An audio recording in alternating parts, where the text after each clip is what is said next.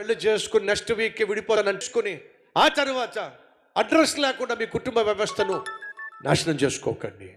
అమ్మకు నాన్నకి ఇవ్వాల్సిన గౌరవాన్ని ఇవ్వండి. అమ్మ నాన్న ఉన్నారు వెనుక అని గుర్తు పెట్టుకోండి. 4 గోడల మధ్య జరిగేది కాదు వివాహం, నలుగురి మధ్య జరిగేది వివాహం. యేసుతో బాటే, యేసు నీ వివాహంలో ఉన్నప్పుడే అది వాక్యానుసారమైన వివాహం. ఈరోజు తీర్మానం తీసుకోచెళ్ళే, తీర్మానం తీసుకో తమ్ముడో, నా వివాహము యేసు వచ్చే వివాహంగా ఉండాలి.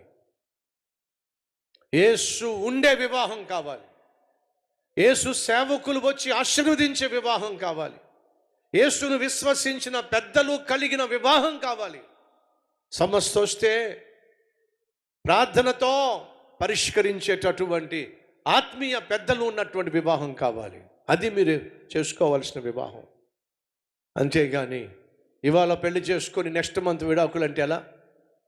ఇవాళ పెళ్లి చేసుకుని నెక్స్ట్ వీక్కి విడిపోతానంటే ఎలా? అలాంటి వివాహాలు మన కల్వరి టెంపుల్లో జరగడానికి వీల్లేదు.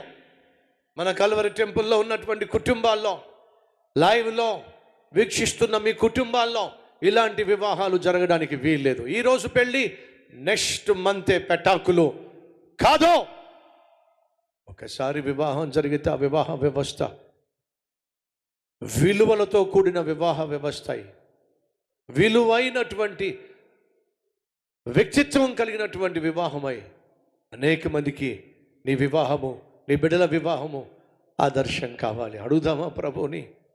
అడుగుదామా ప్రభుని? 2 చేతులు పైకెత్తి, యేసయ్యా, యేసయ్యా, యేసయ్యా, ఎన్నో అద్భుతాలు నువ్వు చేశావు, చేస్తున్నావు, చేస్తావు. కానీ నువ్వు చేయాలి అనుకుంటున్న అద్భుతం, మొట్టమొదటి అద్భుతం మా కుటుంబం కట్టబడడం, మా వివాహ బంధం స్థిరంగా ఉండడం, మా కుటుంబంలో సైతాను తీసుకొచ్చిన సమస్యలు పరిష్కరించబడి నిన్ను ఘనపరిచే కుటుంబ వ్యవస్థ మాకు అత్యవసరం అయ్యా. మా కుటుంబము రక్షించబడమే మహా అద్భుతం. ఆ అద్భుతాన్ని జరిగించు నాయనా. మా కుటుంబాల్లో రక్షణ కార్యము జరిగించు. నీకు దూరంగా ఉంటున్న భర్తను, భార్యను, బిడ్డలను అయ్యా దర్శించు, దర్శించు అయ్యా. మా కుటుంబాన్ని రక్షించయ్యా. ఏ ఒక్కరూ నశించిపోవడానికి వీల్లేదయ్యా నాయనా. మా బిడ్డలు నీ బిడ్డలే కదా, వారు మా బిడ్డలు కాకమునుపు నీ బిడ్డలు కదా, రక్షించు నాయనా. అమ్మ మీద, నాన్న మీద తిరగబడే బిడ్డలను రక్షించయ్యా. లోబడకుండా తిరిగేటటువంటి చెడు స్నేహితులతో పాడైపోతున్నటువంటి బిడ్డలను యేసయ్యా అద్భుతంగా రక్షించయ్యా.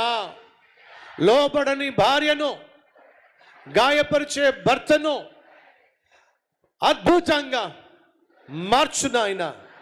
ప్రేమించే భర్తగా, లోబడే భార్యగా, సర్దుకుపోయే భార్య భర్తలుగా, ప్రార్థన చేసే, ప్రేమించే, పరిశుద్ధముగా జీవించే భార్య భర్తలుగా ప్రతి ఒక్కరిని అద్భుతంగా మలుచుము నాయనా. ఈరోజు ఎవరి కుటుంబంలో, ఎవరి వివాహములో ఏ సమస్య ఉందో నాయనా ఒక్కసారి దృష్టించయ్యా, ఒక్కసారి పరీక్షించయ్యా. వివాహము కాని బిడ్డలో నీ చిత్త ప్రకారమే అద్భుతమైన వివాహము జరగాలి. నువ్వున్న వివాహమే, నువ్వు వచ్చిన వివాహమే, నిన్ను గణపరిచే వివాహమే మా బిడ్డల జీవితంలో జరగాలయ్యా, జరగాలయ్యా, జరగాలి. వారు చిన్న బిడ్డలే కావచ్చు, యవన బిడ్డలే కావచ్చు, పెళ్ళిడొచ్చిన బిడ్డలే కావచ్చు, ఫలము లేక పిల్లలు పుట్టక దిగులుతో ఉన్న ప్రతి దంపతులను ఈ ఉపవాస ప్రార్థనలో దర్శించు నాయనా, కనికరించాయ్యా, వారి శరీరాలను స్వస్థపరుచాయ్యా. అద్భుతమైన ఆరోగ్యము, అద్భుతమైన గర్భఫలము అయ్యా దయచేయి. ఆ కల్వరి టెంపుల్ మందిరాల్లో గొడ్రాలు అనే మాట ఉండడానికి వీల్లేదు నాయన. వేల సంఖ్యలో మేమందరం కలిసి ఏకాత్మతో, ఏక హృదయంతో, ఏక మనస్సుతో ప్రార్థన చేస్తున్నామయ్యా. యేసయ్యా, మా కుటుంబాలను వాక్యానుసారంగా నిర్మించండి.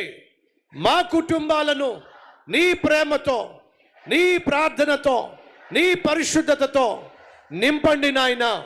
నిన్నే సేవించాలి, నిన్నే ఘనపరచాలి, నిన్నే ఘనపరచాలి. అట్టి కృప ఇవ్వండి అయ్యా. ఒక్కరు మందిరానికి రావడం కాదు, కుటుంబముగా కుటుంబముగా నీ సన్నిధికి వచ్చి నిన్ను ఆరాధించాలి. రాని భర్తను, రాని భార్యను, రాని బిడ్డలను అయ్యా ఈ ఉపవాస ప్రార్థన ఫలితంగా కుటుంబంగా వచ్చి ఈ భూమి మీద నిన్ను ఆరాధించాలి. కుటుంబముగా పరలోకంలో నిన్ను ఆరాధించిన సేవకులు అయ్యా నీ మాట విని అంచు వరకు నీళ్లు నింపారయ్యా. అలా నీ మాట వినే మనస్సు మాకు దయచేయండి. సంపూర్ణంగా నీ మాట వినే మనస్సు ఇవ్వండి.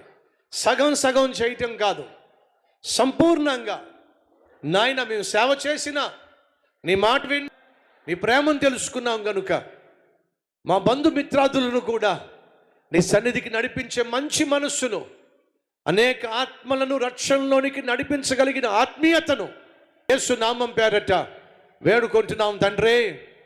ఆమెన్. మన తండ్రి అయిన దేవుని యొక్క ప్రేమయు, యేసుక్రీస్తు యొక్క కృపయు, పరిశుద్ధాత్మ దేవుని యొక్క అన్యోన్య సహవాసము సదాకాలము మీ అందరికీ తోడై ఉండును గాక.